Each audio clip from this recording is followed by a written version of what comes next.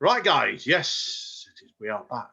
Only two of us today because some of our third partner in crime, the Dr. Paul, unfortunately, is running a bit behind. So it is just me today, Andy N, on Wrestle-Up with the one and only, the legend in his own lifetime, DrayZera. Hello, everyone! We are here to talk AEW, bitches! Hell to the yeah! I am ready to chat New Year Smash because it has been smashing! Oh, yeah, completely. Now, before we go on to that, obviously, we do need to touch base on, obviously, unfortunately, the great tragic passing of Brody Lee at the back end of last year. If anyone who knows Dre, he is a Dark Order fan personified. And is there anything you need to say about that, Dre, for the great passing of the great man at the back end of last year before we start? I think really, really sad. I remembered when I was literally falling asleep and I was looking at Twitter and then I saw Tony Khan posting "Rest in peace, John." I'm like, wait, what? No. Basically, it was like, it had his name, and it said his date from when he was born, and then this. I'm like, wait, what's this? So yeah, it was really, really sad. Shocking, very, very shocking it was as well. But I think we would, because people don't know us, obviously, me and Dre and our Dr. Paul, we're all like a wrestling Facebook group. And we were talking, weren't we? Was it a week before when there was some tapings done, wasn't it? When Brody Lee's son actually pinned Kenny Omega. And I knew something was going on then, but we couldn't have anticipated what happened there. It's a terrible story. Really, really terrible. But like I said, it's worth watching that tribute show they did for him, considering because his son pretty well booked it, Brody Jr., and he's only 8. I think it was absolutely a good show, that really was, Dre, wasn't it? Really, really good show.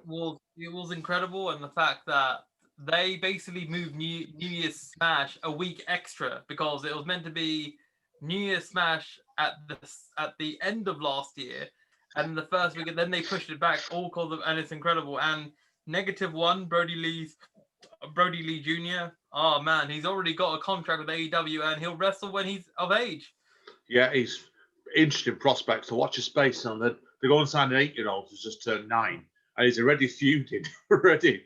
I love it. I think he's absolutely brilliant. He's incredibly talented young man. So yeah, he's well watch his space. So what we are here today to talk about, of course, the last 2 weeks of AEW, and we're talking about New Year's Smash. So first of all, what we're going to do, we're going to round up both shows. So we're going to talk about the show on the 6th of January, first of all, and where we started off with an eight-person match of the Young Bucks and SCU versus the Hybrid 2 and the Acclaimed.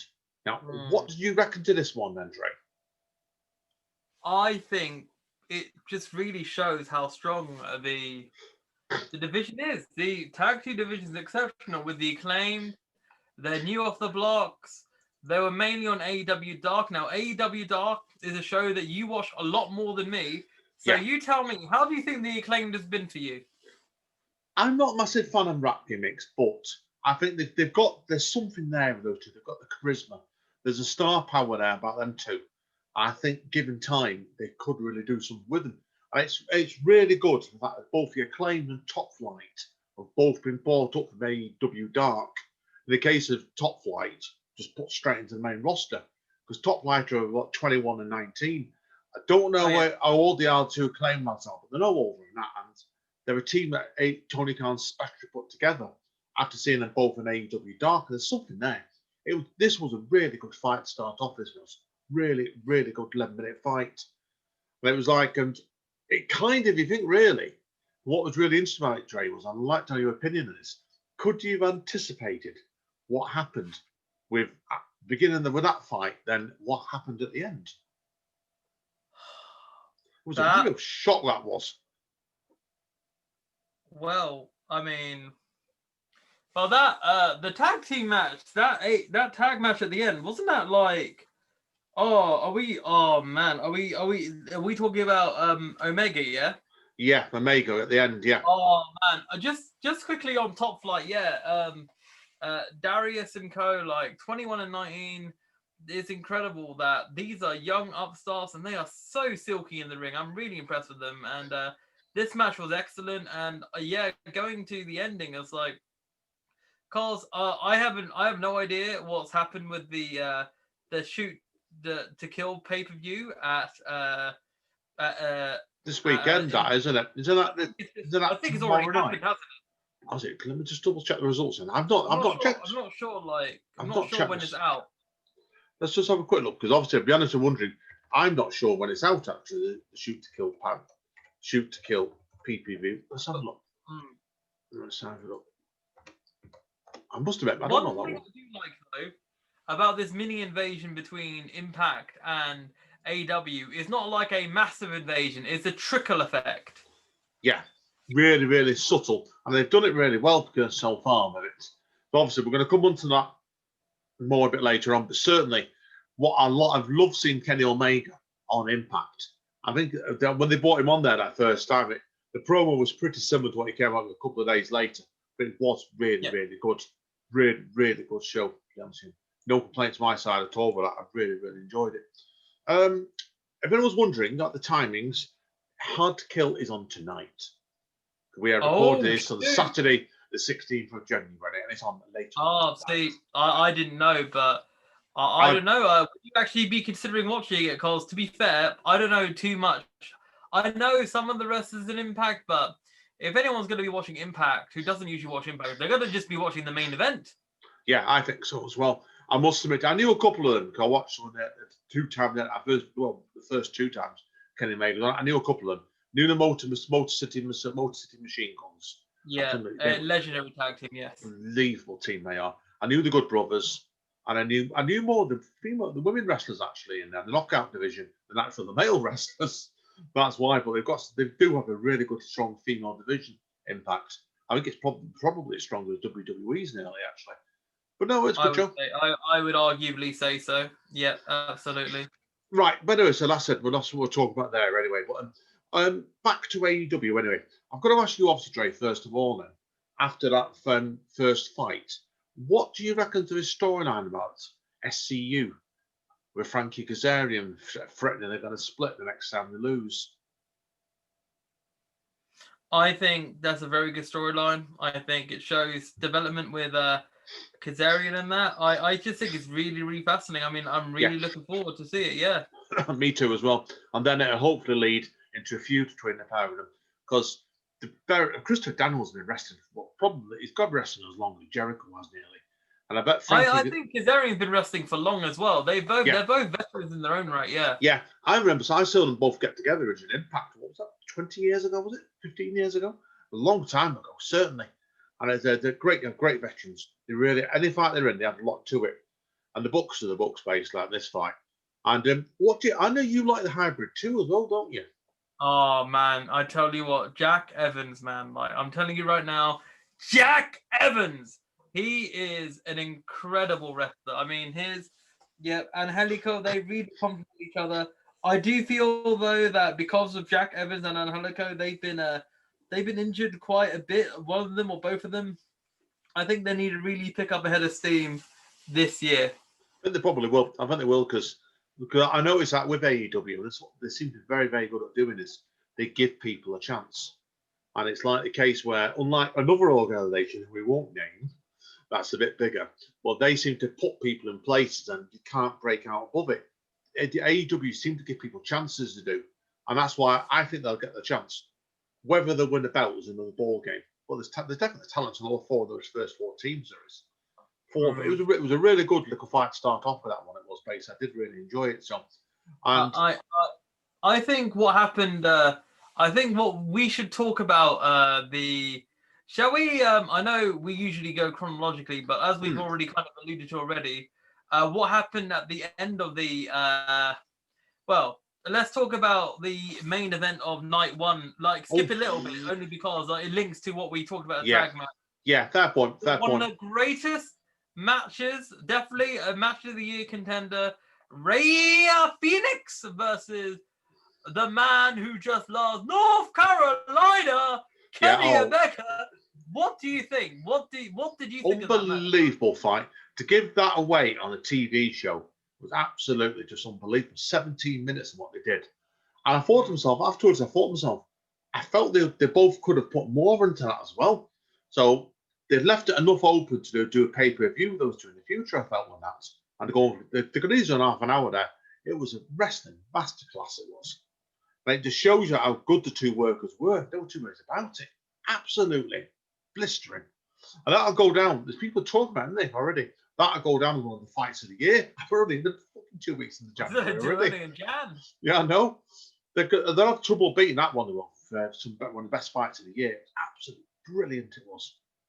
I knew I was not expecting Ray Phoenix to win it. He came close a couple of times, and I thought myself, but I think the point was to give Kenny Omega a really good fight to establish him as champion. Fuck me, they did. Oh, God, it was brilliant. Absolutely brilliant. What did you think of it then? People were worried, right? Early last year, when Alan Angels, before he was even in Dark Order, gave Kenny Omega a very good match. And like, people worried about, oh no, is Kenny Omega like being buried here by like wrestling with his chump? But now look at him, he's the greatest in the world. Yeah, they've done a superb reinvention of him on the show the last month or so. That's for sure of it. It's a year plus long storyline, man, and that is absolutely incredible. Yeah, they've done it. It's been brilliant. Like I said, I think what's done it really, really well is the fact is obviously like, with them bringing in obviously the help for him as well. Like I said, it's done it very, very, very cleverly, and it's worked really, really well. And that's what's really, really impressed me with it. Like I said, Don Callis. Now I've seen Don Callis before. He played the Commonard in WWE, and I remember him being a really good color announcer in AEW. Not AEW. Get this right now, ECW, and he'd done apparently some good work in TNA as well, before he packed it all in. But I said, I think at the moment this is among the best work I've seen him do this. Isn't he he's the guy that runs Impact these days, or he's one of the guys? He's one of them, because there's two of them, isn't there? It's him and I forgot the other guy's name. He's gonna kick me for this. There's two of them. There's two of them running it basically. Like I said, but he's got a really good. He's got fantastic heat in the pair of them, and I think he's reined it in enough. Callis has to help get Kenny Omega over in the heelish sort of way. Been a great partnership, absolutely brilliant. Absolutely. When we saw Kenny Omega win that belt, I was like, "What the hell?" And that was just nothing short of stunning. Yeah, and it was a great fight between him and Moxley at the last pay-per-view. And to do that, to set it all up, I loved the fact, didn't they? No, it's a TV show. I'm trying to win the Winter's Coming show. I apologise, but it felt like a pay-per-view, didn't it? Because of the quality of that fight, and having them both running out and then saying, "I'll see you all next Tuesday," and people say, "Tuesday? No, I'll Impact." Yeah, and then it seemed to set it all up on it really, really well. But like I said, it's not an invasion angle by any stretch of thought. But I love the fact you correctly said they drip fed it with obviously the big surprise that came at the end after Ray Phoenix fight. Do you want to tell people who that was? Well, it all started with and then what was it? After the match, Kenny Omega beat on Ray Phoenix, and then the rest of the Death Triangle showed up and went, no, don't do that, right? And then after that, then the Good Brothers showed up out of nowhere, and the commentators were like, "What the hell? They don't even work here. Why are they doing it?" Brilliant. And then after the Good Brothers beat them up, right? I don't know if it was John Moxley that showed up here. Moxley was before the Good Brothers. The Good Brothers came out and attacked him. And then you had a number of jobbers, didn't you, from AEW coming out to try and help him, but they all get beat down, and it was really well done. And then after that, after the Good Brothers beat them down, and the Young Bucks showed up, and then they were like, "I don't know what to do," and then they threw up the Too Sweet. I'm like, what is going? Oh my goodness! I know. Oh my goodness! Because that's one of the that's like Bullet Club. Oh my goodness! And I'm sure whenever our co-host eventually gets his finger out and watches some damn good wrestling, I'm like, what in the hell? That's incredible. I was like, wow, this is absolutely incredible. It was astonishing. Absolutely no two ways about it. It was absolutely astonishing. I really was not expecting that. And that's what's really good, John. Like I said, it's that AEW are very, very good at catching you out with things like that. And it was great to watch. Absolutely great. Now, I've got to ask you, obviously, to backtrack a bit as well, because as with this week's show as well, there was one fight in it also that really caught me out, been really, really good. And the one I'm thinking about here was actually a fight of Wardlow versus Brian Hager. I said Jake Hager, called Brian Hager. I used to work with Brian. I used to work with Brian Hager. That's yeah, Jake Hager versus Wardlow. That was a really good fight to come up earlier in the night. What do you reckon to that fight? Incredible. That was so much. That was so impressive. Like, I really loved it. I felt big men fighting. Come on, like, what more do you want? Exactly. I tell you what, Wardlow does remind me a bit of Rhino in some ways. He does. He's smaller, but no, it's better correction. He's similar sort of build. I think they've got somewhat of him in time to come. Because like I said, because he's only relatively young, and I think they made the right move with him as well. Actually getting him up, putting him over Jake Hager. Now, what did you think? I think it was good. It was because obviously I felt that Hager's the bigger guy. Hager's the bigger guy in terms of notoriety, and it was good that he got it. Like, man's got it. You know what I mean? So I think it was very, very good. Yeah, I thought it was very good to just give him that push. Like, because I felt that he definitely warranted it, in my opinion. Like, I think it was very, very good of AEW to do that, and it just gave Wardlow that legitimacy. Like, you don't often see great big men wrestling. Oh my god, big ass wrestling! Like, It was wonderful to see. It was a really good fight. Now, bits and pieces on the rest of the show, on the first show.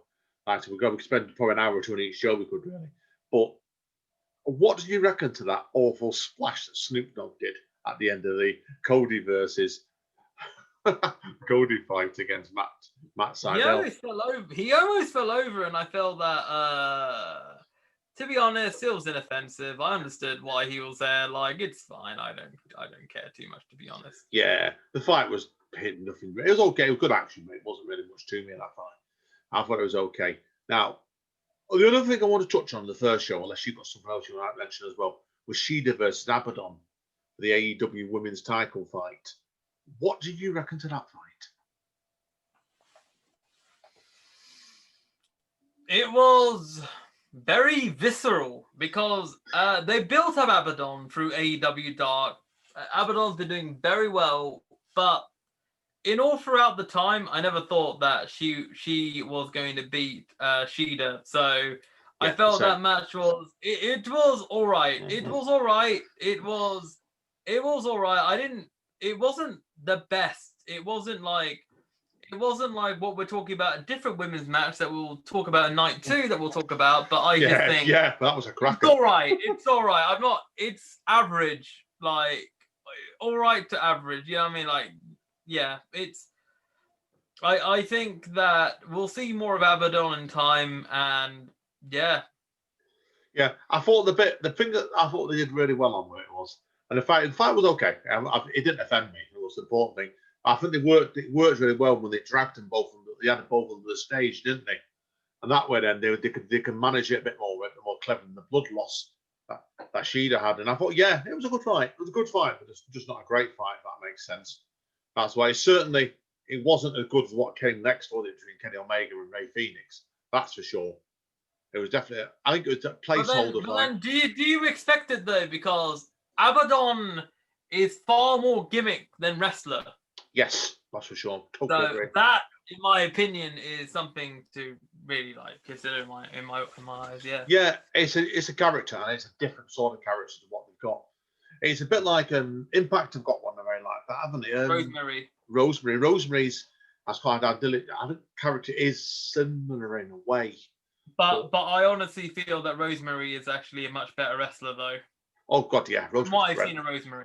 Rosemary's brilliant. No choice about it. But she's been around a lot longer, hasn't she? So Abaddon herself is reasonably new, I get the feeling. I don't know her track record for AEW. I don't think she's done a lot, that's for sure of it. That's why. Yeah. But he said promise. It's got promise still. I didn't hate it. It wasn't terrible. So, like I said, so right, okay. Should we move on to night 2 then on the 13th? Is there anything else worth noting in night 1? Is there anything you want us to mention at the end of it? And nothing else. There's nothing else really I thought was massively noteworthy. It was just a good show. Good steady house show. Really, to me, to be honest with you. I thought the weigh-in between Darby Allin and Brian Cage was effective. Again. That was yeah, I felt it was good.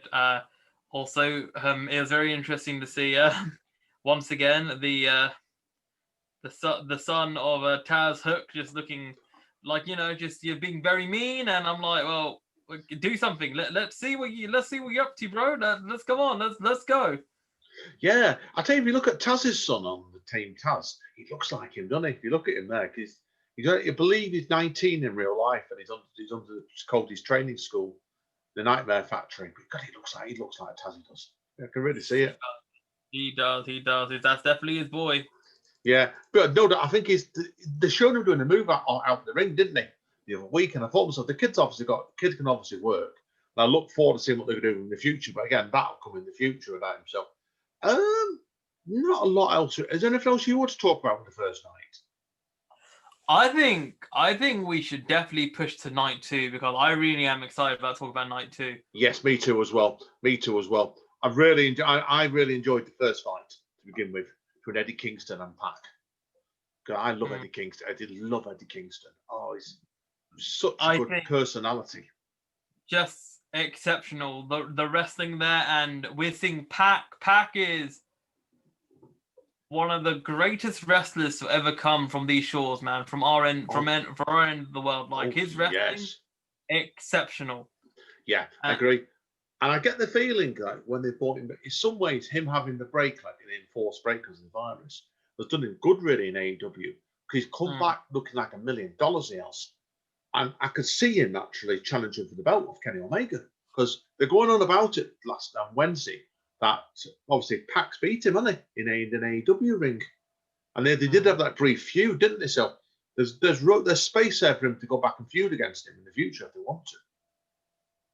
Absolutely. Like I said, but at the moment, I'll be quite happy just to see a three-way fight between him, Eddie Kingston, and Lance Archer. Oh, God, that would get rough.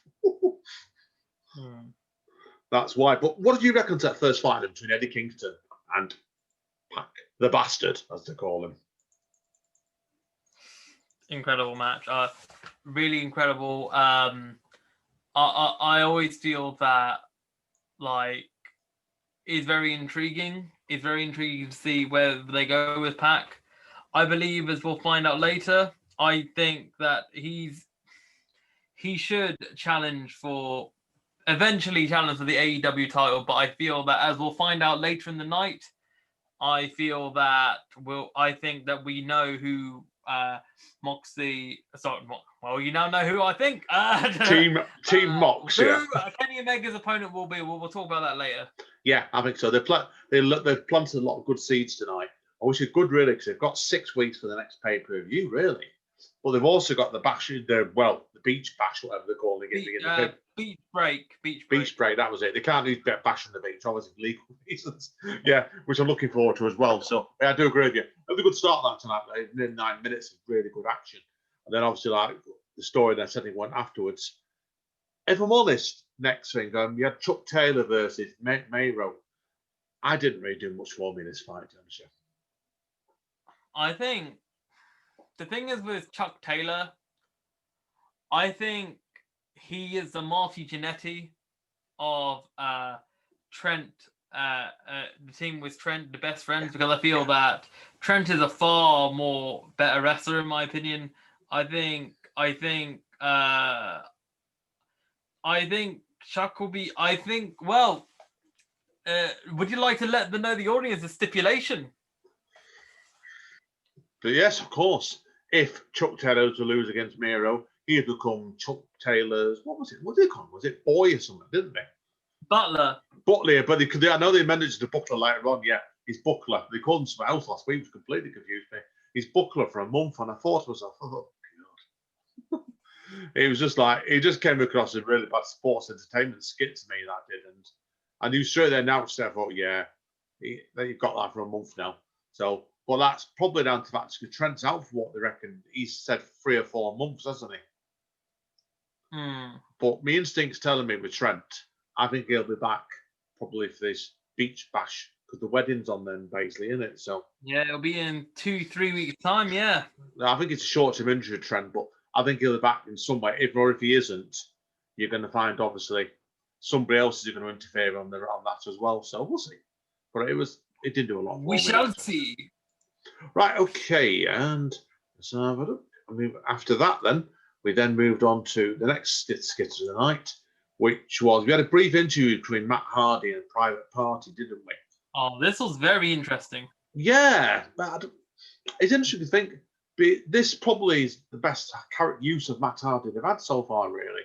I think in the past couple of weeks, really, because you think really the booking with him since he's coming to AEW last year, and it's pushing the year ago now. It's been a bit scattershot in places, it has. But I do like the way they've got him as a very heelish sort of manager. So it'll be interesting to see what they're doing in the next couple of weeks, I think, as well, really. I agree. I think it's. I guess we'll also see if, in my opinion, will they actually do it in a way that will Matt Hardy add more to his ranks, or is it because I feel that it's the thing is with AEW, factions is the name of the game here. Like, yeah, no, I agree with you completely. I think the good thing with them is AEW is with them operating AEW Dark is they've always got scope to bring in 1 or 2 people up from AEW Dark that do really well, and then basically they can have a look, make their mind up who they think should bring it up as well. And don't ask me the opinions and stuff, because I've not seen last week to AEW Dark myself. We've gone to work, but it'll be interesting to see who they bring up. Basically, they must have somebody else in mind for it. I would have thought straight away. But okay, moving on then. After that, we then touched on to the Inner Circle segment, didn't we? The New Year's resolutions, yes. Yeah, I found that quite interesting, that chat, really, because I liked there was a couple of really good lines in that where they went on about Sammy Hagar. I liked at the end of it, Jericho was winding him up. Jake Hagar and Sammy Hagar together. I just love the phrase when Hagar went, championship, yeah! I thought that worked for him, actually, that did. I thought it was really, really effective what they did for him there with that. So it was a really clever bit of scripting from that. So, yeah. It was like, I was kind of wishing some way they could have got Wardlow into. They had 8 men there, put Wardlow with somebody.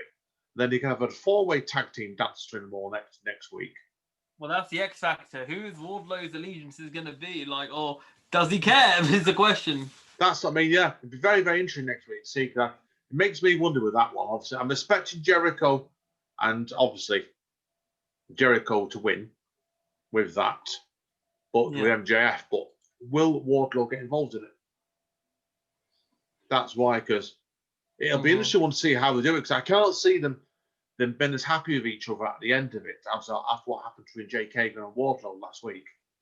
I think it'll be more set. Well, Wardlow is very happy. Yeah, because he said before, bloody good he was. Really, they've got some of him. They really have. Yeah, we'll see. Let's see what happens next week on that. It's an interesting segment. That's all for next week with it, certainly. So now I'm going to ask you, obviously, as you're a Dark Order fan, what did you reckon to the Dark Order segment that came after? Well, I think that is a very good use of Hangman and Page because at the moment the Elite are kind of turning into some sort of Bullet Club Elite, which we'll actually talk about a bit later as well because it kind of ties into it all. But yeah, it's very interesting. It's very interesting.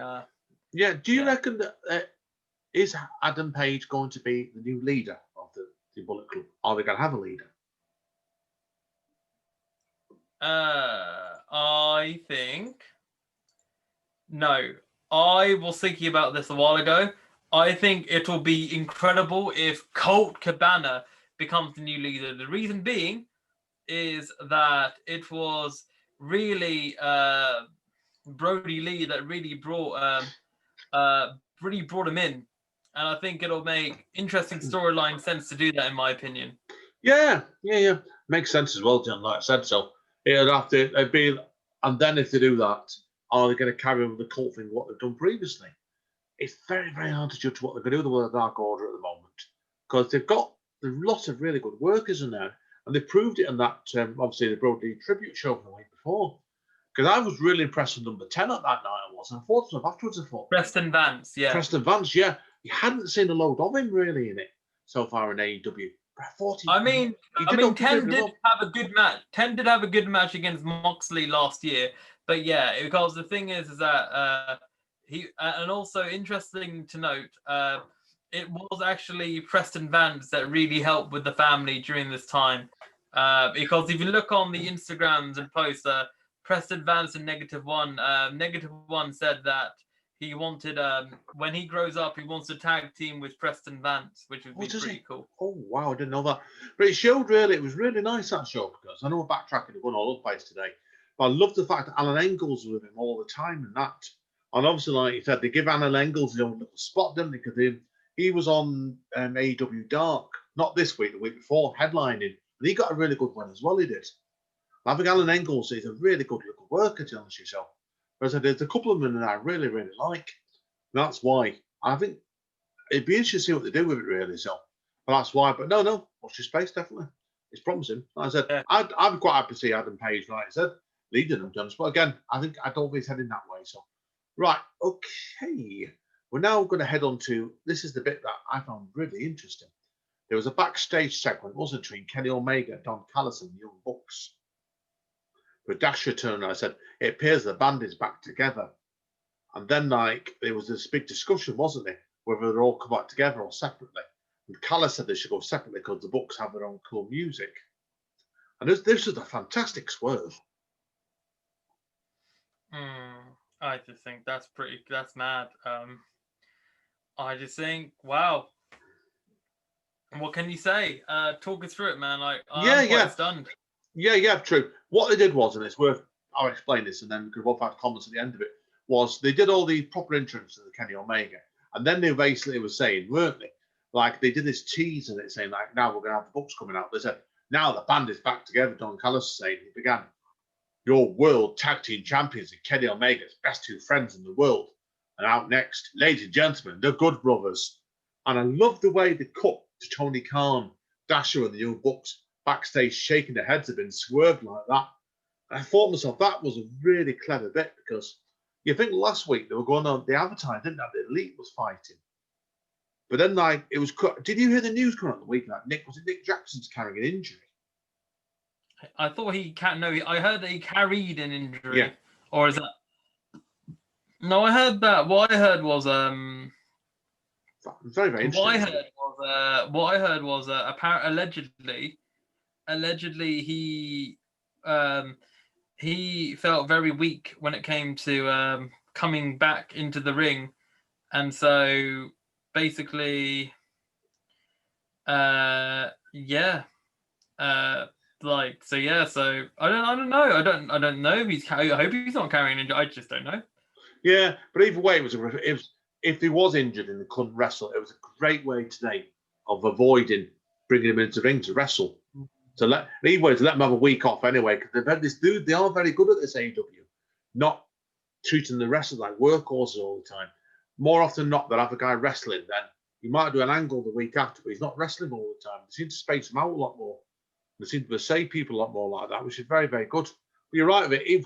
Even though this was Fector argues a squash match, the Varsity Blondes, and Danny Limelight, who I thought was brilliant tonight. He was in that night.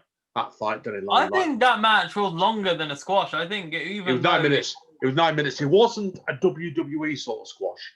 It was more. It was what AEW are very good at doing there. What you might argue a squash is, they give these lesser guys their own some moves in the fight.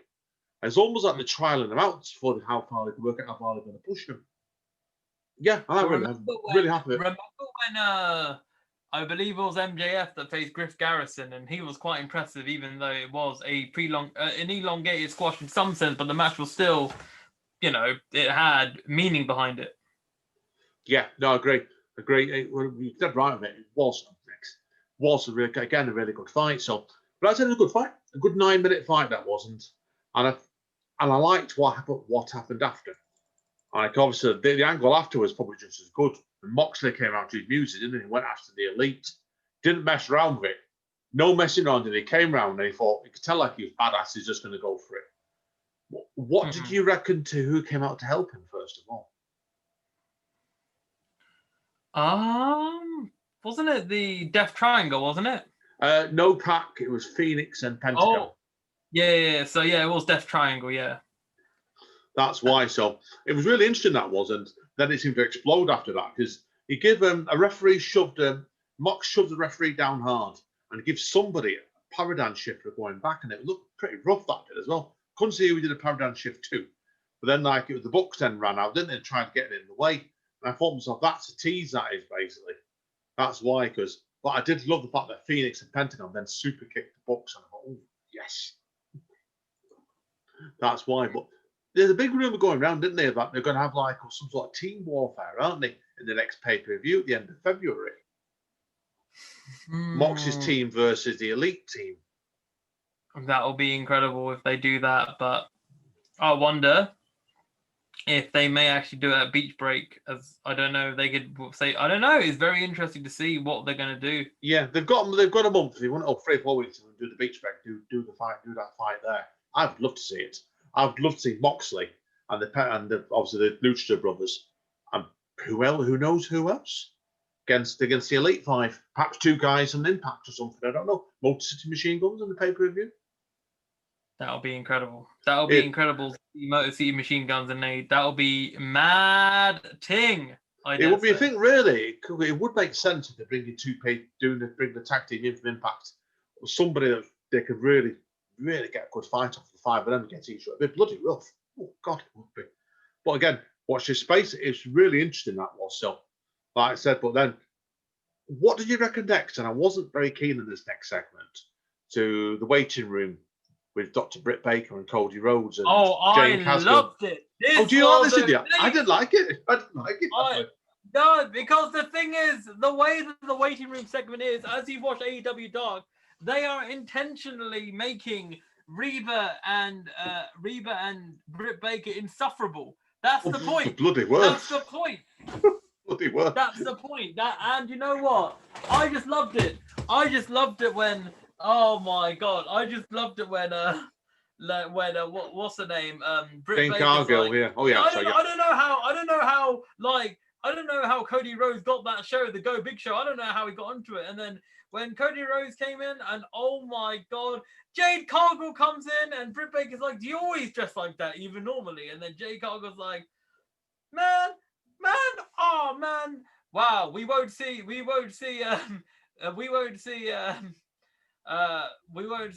Brandy Rose for 9 months." But there is something. There's 2 things important that did happen. First, we did see Red Velvet come into the segment, and made me feel that Red Velvet will face Jade Cargill. But also, what happened at the Titantron, Andy? Yes, first announced fight now for the Beach Bash: Thunder Rosa versus Dr. Britt Baker. And this one, they wanted to have this in the New Year's Bash, didn't they? Thunder Rosa has been in contact with someone, unfortunately, who's got the virus, so they've had to delay it for a couple of weeks. But yeah, that's going to be a rough fight. I think Thunder Rosa is a premium worker, really do. That's true. Yeah, and she will add something to that fight. So I think Britt Baker's a good worker, but I think Thunder Rosa's not just a good worker. I think she's an exceptional worker. So that will be a very, very, very good fight, I think, Thomas, straight away with it. So, what do you think? I just think that it is time to see. It's time to get that work going. I want Thunder Rosa to whoop some ass.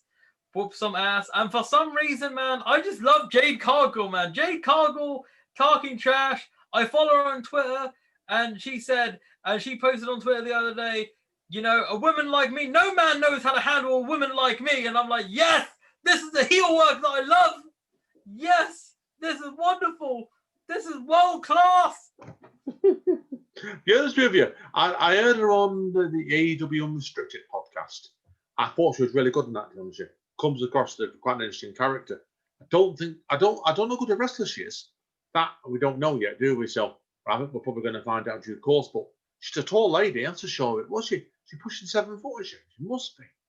She's not 7 foot, but she is quite tall. Yeah, it's a big lady. Definitely matching up to at least Cody Rhodes, I have to say. Or yeah, taller. I thought so as well. No, it should see. Watch his face, definitely with it. So yeah. So it's good. I thought I'm looking forward to what happens next. Okay.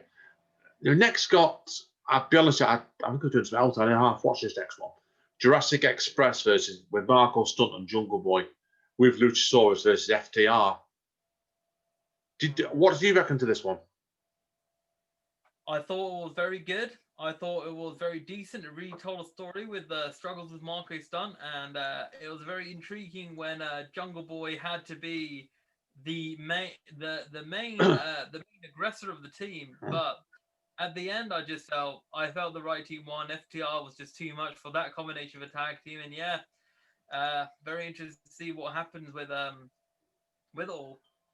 Yeah, I think so as well. It was an interesting fight.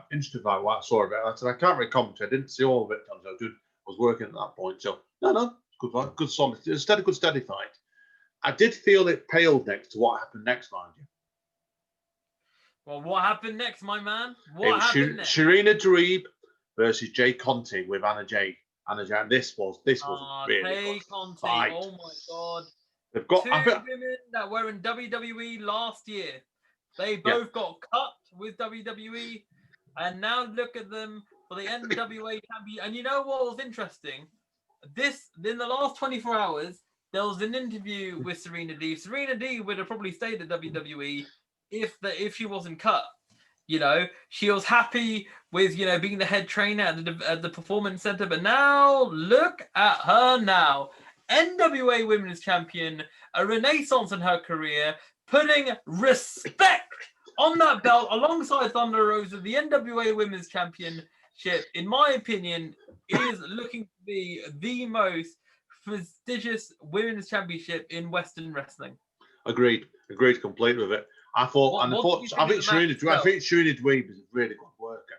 She's been around for a while. But I think WWE have got to brick here with both of them. Because I think Tay Conti, she looks a real prospect. She does. I think she's a bit. I don't think she's anywhere near the 4 or 5 final article like Anna Jay isn't. But the pair of them, they've got something there. AEW. Keep in mind, Anna Jay has only been wrestling for 2 years, and she is looking good, exceptional. Yeah, no, agreed. I think both of them are fantastic. Looking on it, what they are, I think there's 2 really good prospects there, and it's scary to think that what WWE have done to brick here. I can't believe they let them both go. That's why. But it's again, Tay Conti to me, she could well be the future of AEW or NWA even.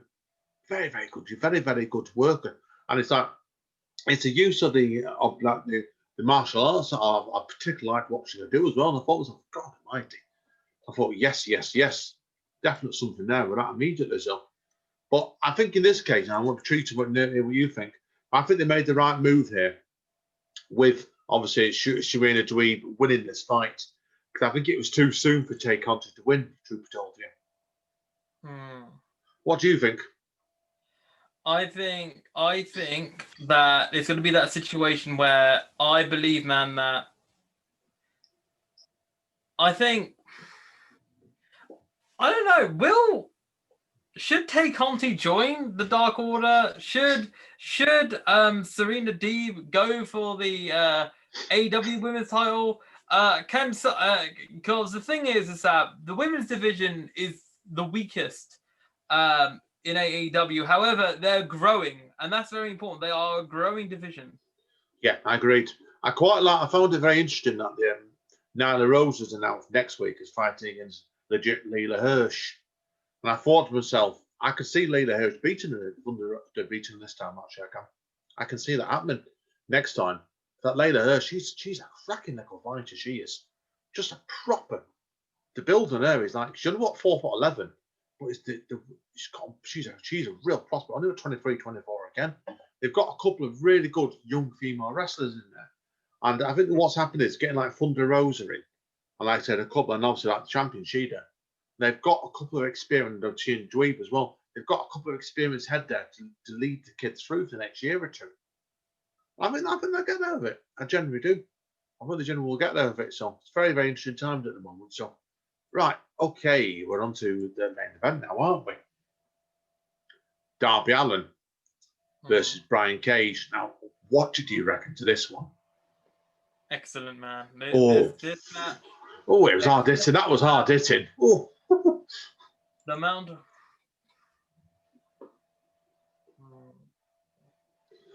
It was a really good. It was only quite a short fight, was it? I think it felt only about 10 minutes or so, wasn't it? It didn't feel very long. Going a bit more longer than that. It's about apparently turned out it was 14 minutes. But again, it was good fight. It was. I think I like the fact where the way they used Brian Cage in that to let him. I loved the fact right beginning of it where he got him, didn't he, and threw him straight off the ring into through a table right on the other corner. And I was sat there playing that like this morning. The manager, I said, "You're all right." I was a bit shocked when I saw that one so early in the fight. But it was a belting move. It was. I think I felt that it was such an exceptional match. I felt that I did feel that. I feel that for real, man. I think that the right man won.